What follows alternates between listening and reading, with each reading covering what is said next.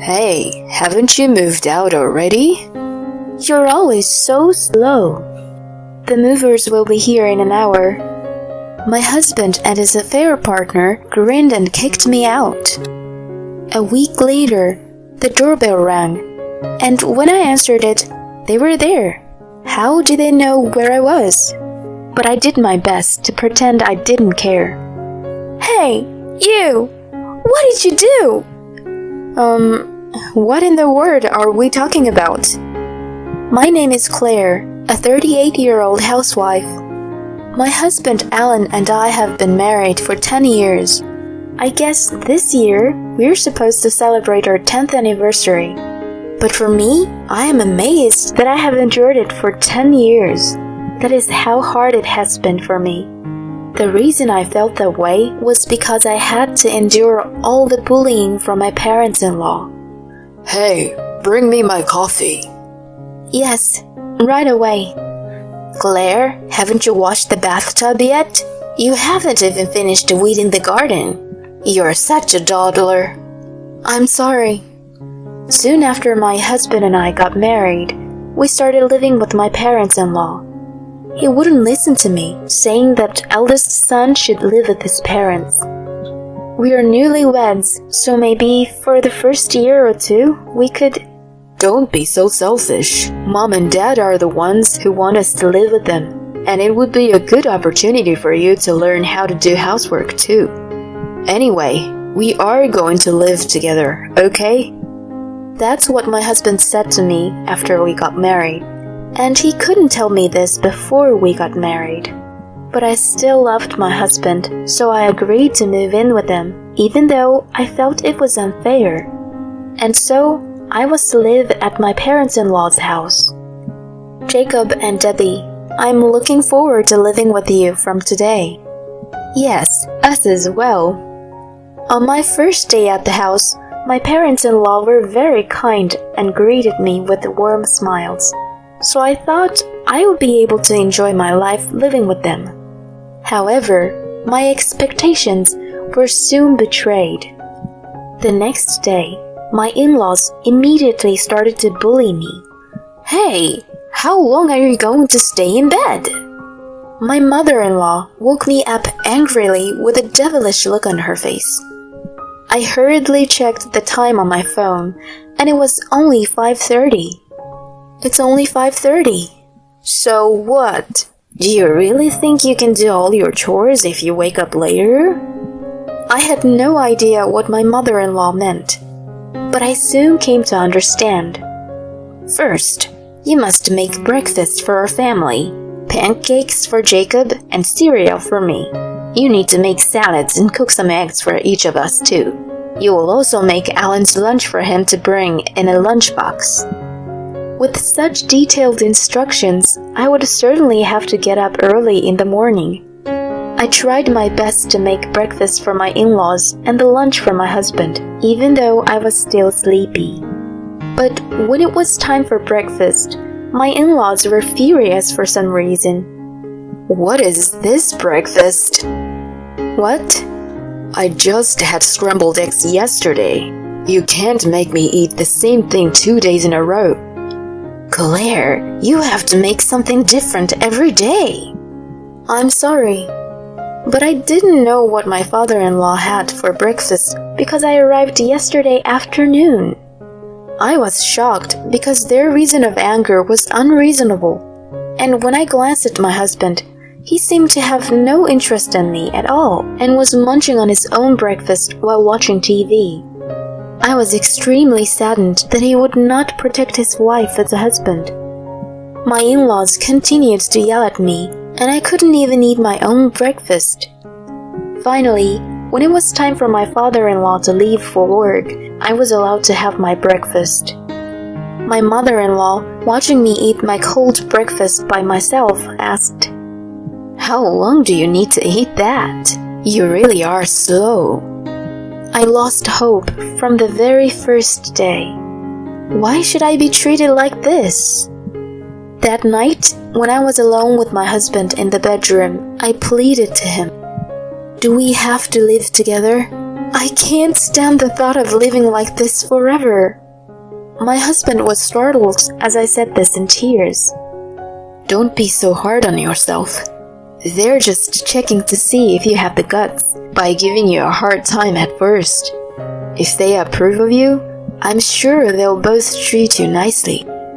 Really? Of course. I'm sure you'll be accepted by them. Okay, I'll do my best. My husband encouraged me with his words. My parents-in-law would someday approve of me. Believing this, I really tried my best to do all the chores expected at my in-laws' house. However, it did not go so well. My in-laws' demands were not consistent, and they often came in with unexpected requests. I would sometimes get confused, and my in-laws would get angry with me. Oh my, why can't you do what you're told? You really are a dawdler. I'm sorry. That's how my mother-in-law used to call me, a dawdler. I was sad, but my frustration surpassed my sadness. I was determined to do my housework perfectly and make my parents-in-law approve of me. I was filled with such motivation. It seems that I'm more competitive than I thought. So no matter how unreasonably they treated me, I endured it. Gradually, I stopped worrying about my in-laws' bullying. I began to see them as two barking dogs, if that's an appropriate way to put it. Therefore, the stress caused by my in-laws did not accumulate so much. On the other hand, however, I was troubled about my relationship with my husband. I had been married for about 3 years, and my husband had gradually lost interest in me and stopped communicating with me. He used to try to go out with me on our days off, and when we were alone in the bedroom at night, he would talk to me about various things and we would have a happy conversation. But recently, my husband has stopped talking to me at all. If I'm being bullied by my in-laws, he apparently doesn't want to get involved, so he disappears. When I tell him what happened at home that day, he doesn't seem to be interested at all. It seems like he has completely lost interest in me. I wondered if it was really okay to continue our marriage like this. While I was thinking about this, my father-in-law suddenly fell ill and passed away. We were both very upset by the suddenness of the situation. My mother-in-law was extremely depressed because she had suddenly lost her partner. Even though she had treated me badly, I could not leave her in this state, so I decided to support her. How are you feeling, Debbie? Thank you for worrying about me. I'm feeling slightly better today. My mother-in-law was no longer the bullying mother-in-law she had been. It was as if her heart had completely weakened and she didn't have the energy. So I decided to do many things to take care of her. I did all the housework, of course. I tried to buy her favorite snacks and sweets as much as possible. I even took her out to a cafe if she looked like she could go out. No matter how badly she treated me, the shock of losing someone you had been with for so many years must be immeasurable.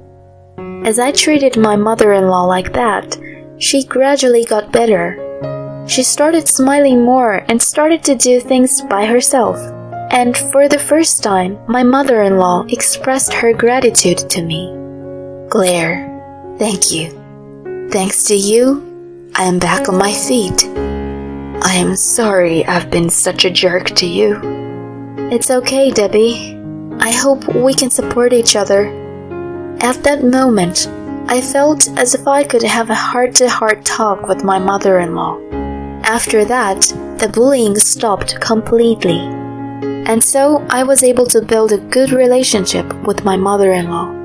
I remember when I first got married, I thought about running away because I felt it was too much work to cook a different type of egg dish every morning. That's how my mother-in-law sometimes talked about my father-in-law. My father-in-law was a very strict man, so my mother-in-law was often forced to obey him. and she had come to think that was normal. However, with the death of her husband, her sense of values began to revert back to the value she had before she got married.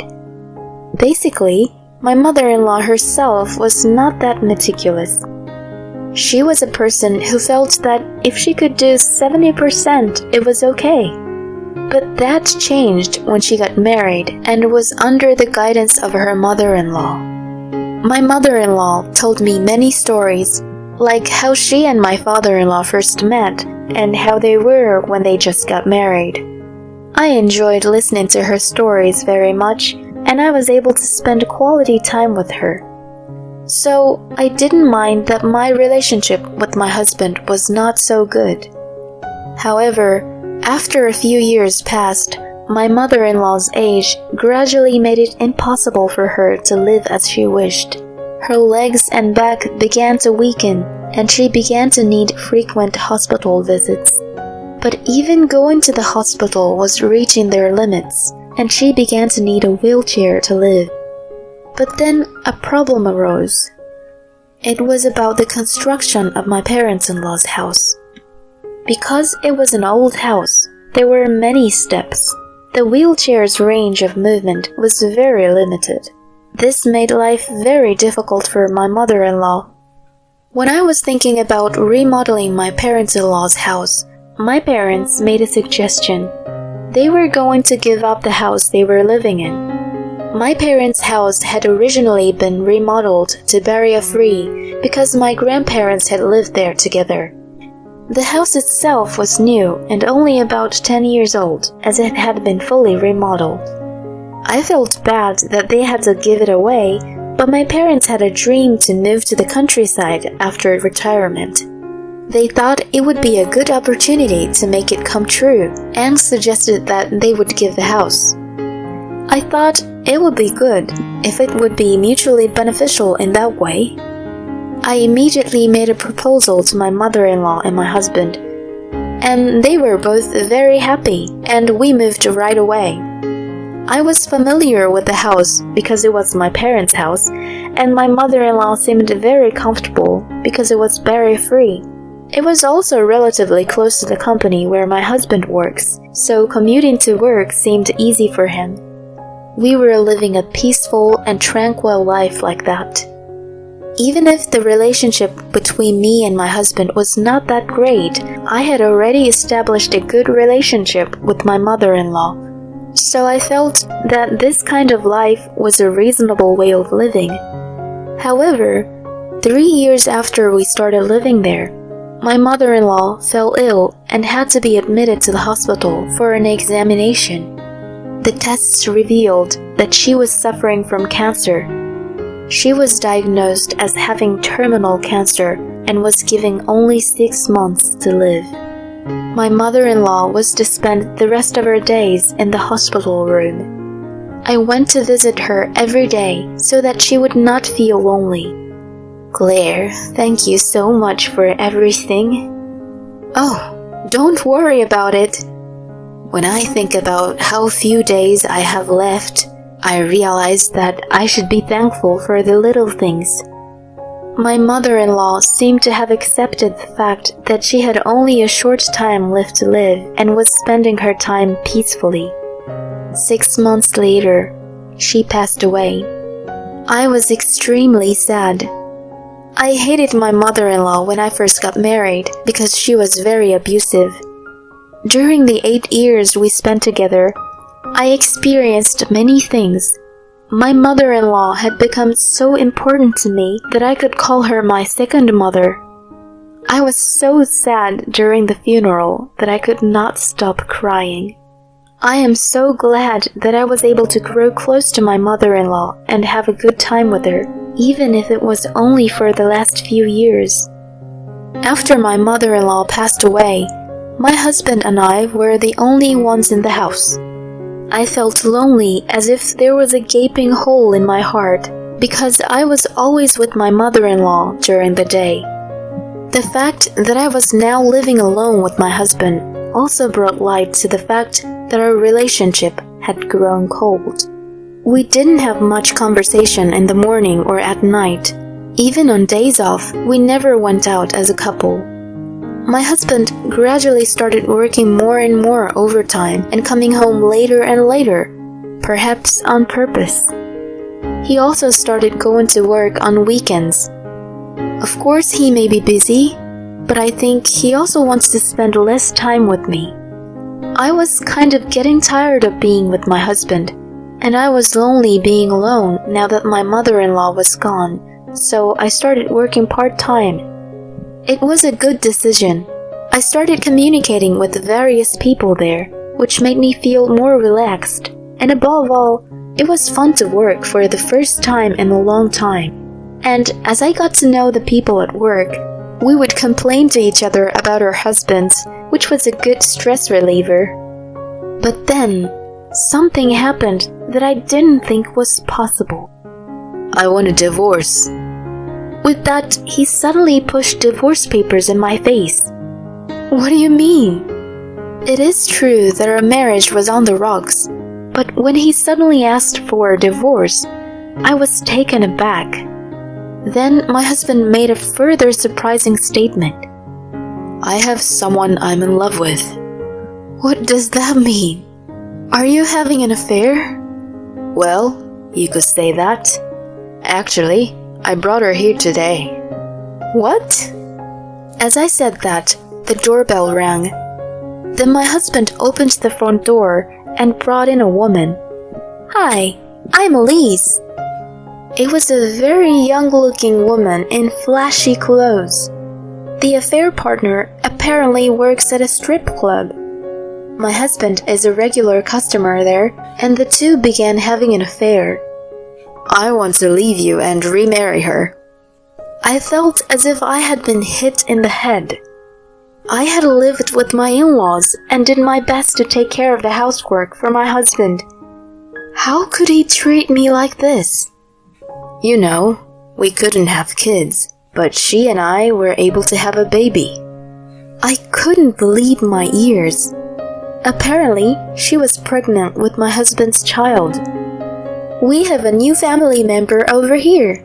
So, will you back down? The woman smiled wickedly at me. This person is completely hostile towards me. I shouldn't have to relent either. With that in mind, I agreed to the divorce. I'll give you a grace period until you leave. I'm sure you'll need it, being abandoned by your husband out of the blue. The two of them were annoyingly excited. My husband and his partner are going to live at her house until I leave. I signed the divorce papers my husband had prepared and filed for divorce. We are strangers now. 10 days have passed since then. My ex-husband and his partner came to my house. Hey, haven't you moved out already? You're always so slow. Yeah, my mother used to call her a dawdler. That was when I was being bullied, and in the end, my mother-in-law never mentioned any such thing. The movers will be here in an hour, I replied without concern. They looked satisfied to see the cardboard boxes piled up. An hour later, the movers came and took all the boxes away. Good. Then, get the hell out of here. My ex-husband and his partner grinned and waved at me out. My husband had apparently forgotten a certain fact. Well, it would be more interesting if I didn't remind him as it is. I had completed the move to the new house and was living comfortably. A week later, the doorbell rang, and when I answered it, my ex-husband and his partner were there. How did they know where I was? What? How? I followed you home from work. That's a stalker, isn't it? They were furious. It must be about that, but I did my best to pretend I didn't know. Hey, you! What did you do? What in the world are we talking about? Don't be silly! We were living in that house and suddenly we got an eviction notice. Oh, is that so? Don't play dumb. You must have done something. The two of them shouted. I had no choice but to tell them the truth. Of course, because I sold that house. What? Why did you sell it without permission? I mean, you can't do that. What are you talking about? That house is mine. What? The woman exclaims in a funny voice. That house was given to me by my parents. It's in my name, so it's up to me if I want to sell it. What? My ex-husband finally remembered and was speechless. Then that house won't become our house? No, it won't. What? That's not what you promised. We got together because you said you had a house we could live in. But I can't do anything about it.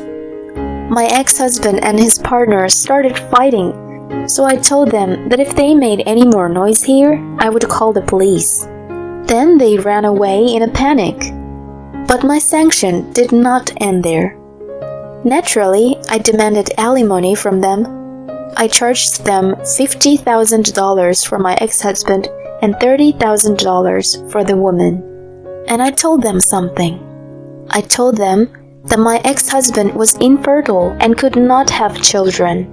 I had suffered from being unable to have children in the past, so I forced him to have a test done as a couple. When I got the result, it was right around the time my father-in-law passed away, so I had missed the timing to tell my husband about the result. Since then, we had completely grown apart and I had failed to tell him. It seems that what I accidentally failed to tell him turned out to be a terrible bomb now. The fact that he is infertile means that the child in the partner's stomach is not his child. The two of them were in a difficult situation because of this. As a result, they decided to split. However, of course, I have demanded alimony from both of them, and I will make sure they pay it. If they fail to pay, I will seize their wages, so there will be no problem. My ex-husband, who lost his house and his partner, is living alone in a shabby apartment to pay off his debts. Also, the woman returned to her parents' house and asked them to help her raise her child and to help pay her alimony. Both of them seemed to be in hell, just as they deserved. I was hired as a full-time employee at my part-time job, and my income increased drastically. I am now living comfortably in a studio apartment and devoting myself to my work. I am not ready to give up yet, so I am going to look for a partner as I work on my career.